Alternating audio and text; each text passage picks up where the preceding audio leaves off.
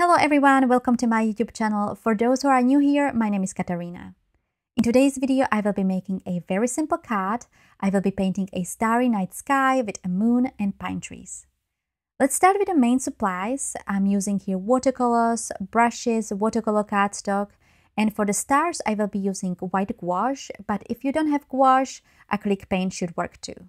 On the side, I also have 2 jars with water and a paper towel to soak up excess water. I will be using other products as well, but those ones I just mentioned you really need. The cardstock I cut to the size of my card base, which is in the size A6. I taped it onto a board using a painter's tape. You don't have to do this, but it helps when the paper warps. Before I started painting the sky, I drew a circle using a compass. If you don't have a compass, you can use any round object and trace it around. You don't have to do this, you can just paint the sky, and I will show you another way to paint the moon later in the video. Next, so I don't get any paint onto the circle, I used a masking fluid and I applied it over the drawn circle, covering it completely. If you don't have a masking fluid, that's okay, you just need to be careful painting around the circle. Also, I saw people using circle cutouts using a washi tape, masking tape, post-it note. And if you are using a masking fluid, use an old brush to apply it so you don't ruin your favorite brushes. I don't know how long I should wait for the masking fluid to dry. I waited about 30 minutes. After the masking fluid was dry, I started painting the sky. Originally, I wanted to use a dark blue color, but I already reached the bottom of the pan, so I decided to use a different color that I haven't used for a while, which is this beautiful turquoise. And I'm doing here the wet on dry technique, where the brush with the paint is wet and the cardstock is dry. I started with the darkest shade of the color at the top, making it lighter by cleaning the brush and adding clear water to it as I was going down.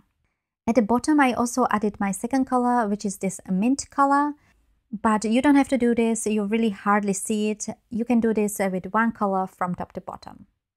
If you want, you can do the wet on wet technique, but I'm using here a cheap cardstock. It's the Canson XL. And in my experience, it doesn't take water very well, so I prefer the wet on dry technique when I'm using this cardstock. You can also see some streaks in the background, which some people don't like. I really like it, but this you would probably not see if you would be using better quality cardstock that takes water much better. All you need to remember when using a cheap cardstock is to understand what the cardstock can do and not force it to do what it can't. I only use cheap watercolor cardstock from different brands and they all behave differently. I wanted the background to be a little bit more darker, so I let it dry and then I applied a second layer of the paint. At the top, maybe I used a little bit too much of water, but it wasn't pooling, so it was okay. The brush I'm using is a size 16 round brush. You can use a flat brush if you have. As you can see, I didn't paint from corner to corner. You can do that if you want. I normally would do that, but this time I wanted to do something different.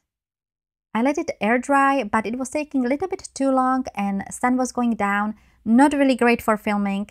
So I took my heat tool to speed up the drying process. You can also use a hairdryer. I don't have a hairdryer, for example. And if I wasn't making a video, I would let it air dry. Before painting the trees, I painted the stars, but you can do this the other way. I used a piece of paper to cover the area where the trees will be, so it doesn't really matter if the trees would be already painted. When it comes to painting the stars, I always have problems. I simply cannot find the right way or right products for it. I used white gouache mixed with a little bit of water. Here I tried the method where you use an acrylic block for the paint and with a brush you flick it off the acrylic block onto the paper. And as you can see, I had this blob of paint at the bottom. Luckily, I was able to soak it up with a paper towel. I also tried here the method where you hit the brush with another brush or finger. That hardly worked. I also tried toothbrush, long bristle brush, nothing worked. I wanted the dots to be smaller, otherwise I think it just looks like snow, but the smaller ones were hardly visible. It might be the paint I was using. I used a cheap gouache and acrylic paint, and I could not get the right consistency. If you guys have any suggestions, let me know in the comments.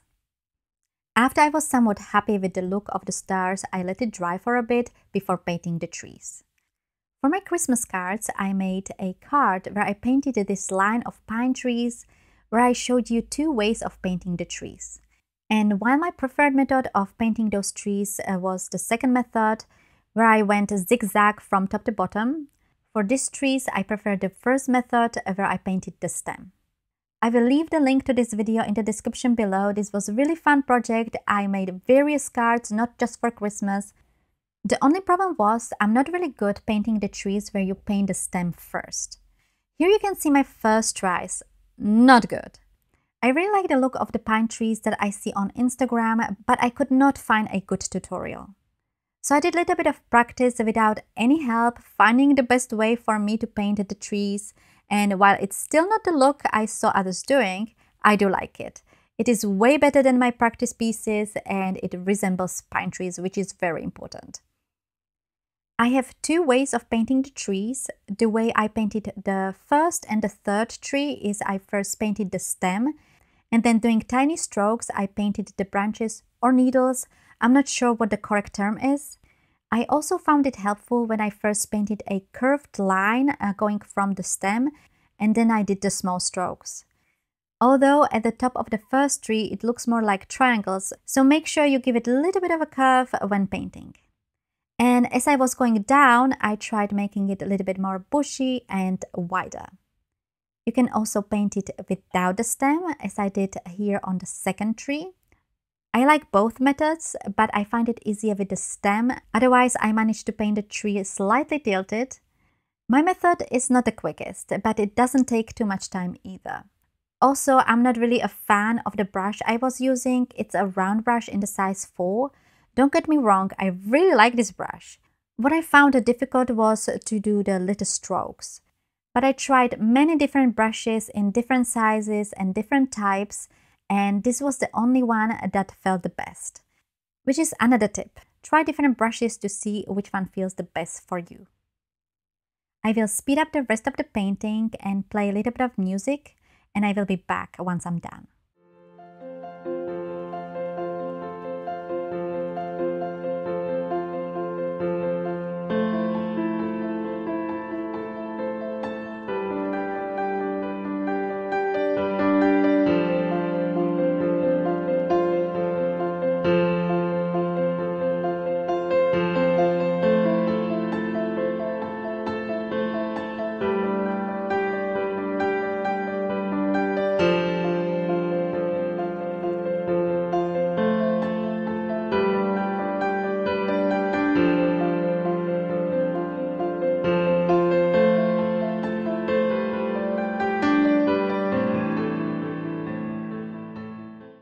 So the trees are finished. I'm really happy with the result. I let the trees dry for a bit so I don't mess it up when I'm working on the moon. Before I started painting the moon, I removed the masking fluid. I just used my finger to remove it. As you can see, the paint did get through. I never know how much masking fluid I'm supposed to apply. It wasn't a big problem, but I tried using a clean brush with clean water and a paper towel to remove the color. It didn't remove it completely, but it was less visible. You can leave the moon as it is, but I wanted to add a little bit of details to the moon, something similar that I did on the card with the moon I painted last year. I picked a black paint for this, but you can also use the same color you used for the background. And I also picked this shimmery white paint that is part of the same set as the rest of the watercolors I've been using. If you don't have this kind of a paint, just use a clear water. I just thought it would be fun to add some sparkle to the moon. And if you have a shimmer pen, you can use that once the moon is dry. And then doing the wet on wet technique, I just added little dots of the black and let it do its thing. Then I came back with a clean brush to lighten the black a little bit. I also added the shimmery white along the edge of the moon and I let it dry, or actually I dried it using my heat tool. If you don't have a masking fluid or you're like me and you painted the background and then you realize you forgot to do the circle for the moon, you can paint it after the background is dry. First, I drew the circle and then I painted it with a white paint. If you have a good quality gouache with a good coverage, then you can use that. The gouache I have is quite rubbish, so I used acrylic paint. Do not add any water to it because you might just reactivate the watercolor. I did not add any details here like I did on the other moon, but this is a great option if you want to paint the moon and don't have the masking fluid. I carefully remove the painter's tape. To avoid tearing the cardstock, I usually pull it slowly away from the cardstock. Also, before applying the painter's tape, I often dab it on my clothes to remove the stickiness. You can also use a heat tool or a hairdryer over the tape to loosen it up. As I mentioned earlier, I did paint few other things, both in the size A5, so double the size of the panel I painted in this video. First, I painted a piece in my sketchbook, and I also painted a panel for my planner where I used the dark blue paint, and I really like it. As you can see, you don't have to make cards for these projects. You can make all different kinds of things. But in my videos, I'm making cards, so I adhered it on top of a card base using a double-sided tape.